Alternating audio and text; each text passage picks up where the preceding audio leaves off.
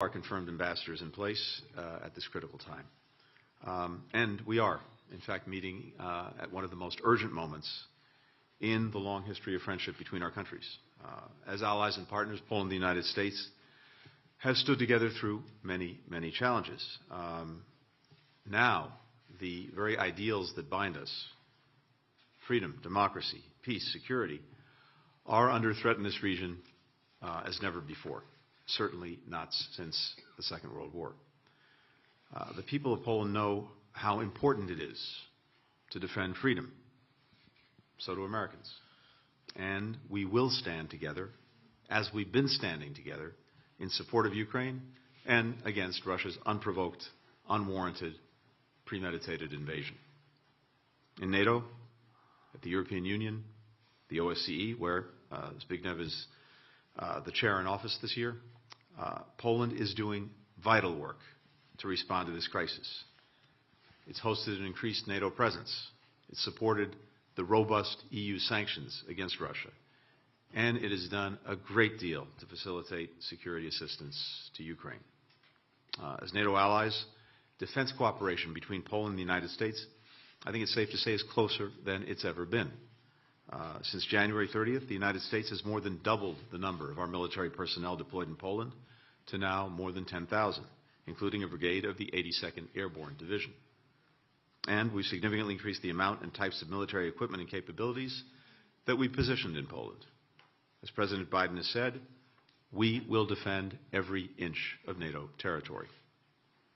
Poland is also a leading responder to the humanitarian crisis that Russia's invasion of Ukraine has sparked.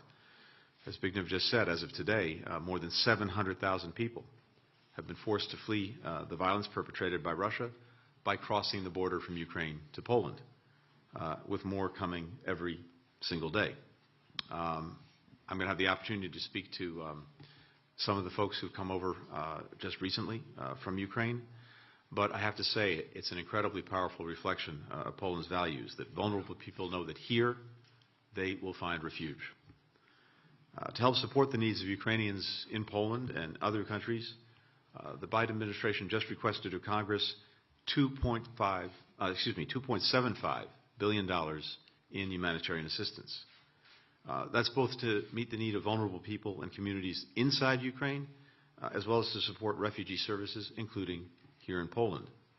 That's in addition to the more than $54 million in humanitarian assistance to Ukraine that we announced just last week. We also sent a disaster assistance response team to Poland, working very closely with humanitarian agencies to provide the critical health care, safe drinking water, sanitation, hygiene supplies, protection for vulnerable people, especially women and children. We've delivered nearly 20,000 thermal blankets suited for cold climates. We've provided funding for emergency supplies to sustain health care for up to 100,000 people for 3 months, and up to 500 emergency surgical procedures. Embassy Kyiv has temporarily relocated to Poland as well, and I'm grateful for that, that Poland is hosting them. They and our embassies and consulates in Poland and across the region are working hard to assist American citizens and their families departing Ukraine, and to help them with the influx of U.S. military personnel, humanitarian workers, as well as assistance.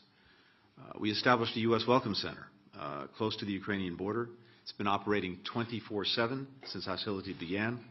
We have support teams as well stationed near the border in Romania, Hungary, Slovakia, Moldova, to assist any Americans who are leaving Ukraine. At this moment of crisis for millions of Ukrainians, and as the security of Europe hangs in the balance, Poland has stepped forward with generosity, with leadership, with resolve. We're grateful for the strong foundation of friendship and cooperation that we've built together over many, many decades, which so many are now relying on today. Thank you. Thank you very much. Time for some pictures, please. There we go.